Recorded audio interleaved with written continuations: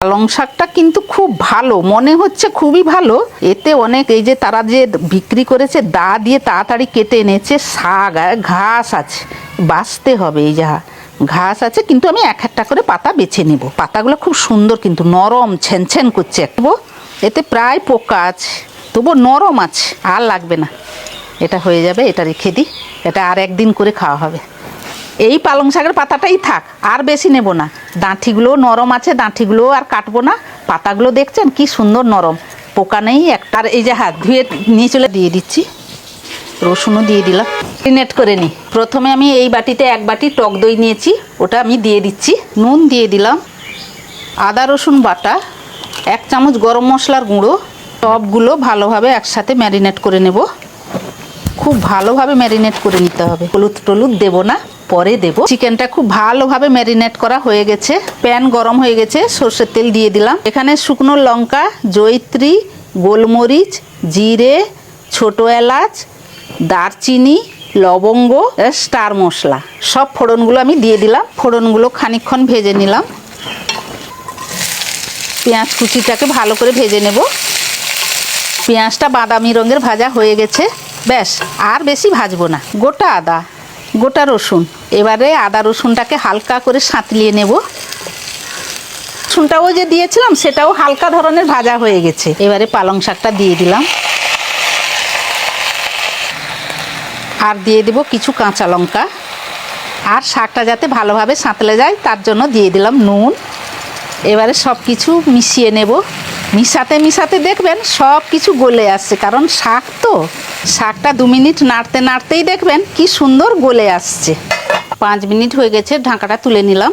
মশলা থেকেও কি সুন্দর একটা গন্ধ বেরাচ্ছে। পালং শাকটাও খুব সুন্দর সেদ্ধ হয়ে গেছে। কড়াই গরম হয়ে গেছে, এবারে সর্ষের তেল দিয়ে দিলাম, তেজপাতা একটা ফোড়ন দিয়ে দিলাম। ছোট ছোট পেঁয়াজ কুচি করে রেখেছি, ওটা দিয়ে দিচ্ছি। মাঝারি আঁচে পেঁয়াজটাকে ভেজে নেব। এই পেঁয়াজটাও বেশিক্ষণ ভাজবো। এবারে আঁচটাকে জোরে দেব, দিয়ে একসঙ্গে চিকেন আর পেঁয়াজটাকে ভাজতে থাকবো। হলুদ গুঁড়ো, কাশ্মীরি লঙ্কার গুঁড়ো আরও 1 চামচ দিয়ে দিলাম, ধনে গুঁড়ো।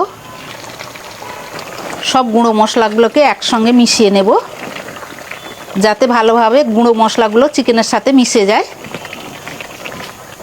এখানে আমি একটা মিক্সি নিয়ে নিয়েছি, মশলাগুলো মিক্সিতে দিয়ে দিচ্ছি। অল্প একটু জল দিয়ে দিচ্ছি।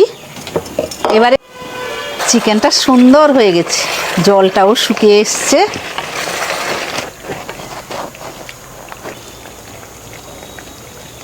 এবারে মশলার সাথে মাংসটাকে ভালোভাবে মিশিয়ে নেব। মাংসটা প্রায় সেদ্ধ হয়ে এসছে, 10 মিনিট হয়ে গেছে।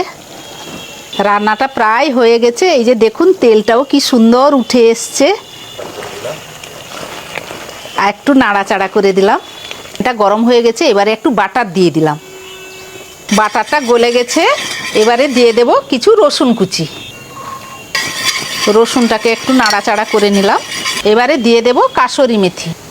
কাসুরি মেথিটাকেও ভালোভাবে নেড়ে নেব। এবারে সবগুলোকে ভালোভাবে মিশিয়ে নেব। দেখুন কি সুন্দর লাল হয়েছে। ঢাকাটা খুললাম, ছুঁকটা এবারে দিয়ে দিলাম। রান্না এবারে প্রায় কমপ্লিট।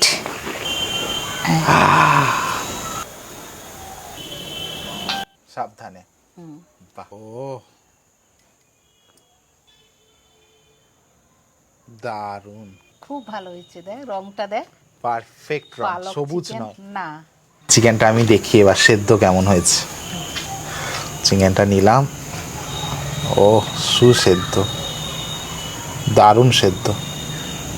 আগে ভাতটা ভাঙলাম, জুসের সাথে ভাতটা মাখলাম, একটু চিকেন নিলাম, চিকেনটা মাখলাম ভাতের সাথে ভালোভাবে। গ্রেভিটা শুরু দেখুন কতটা থকথকে।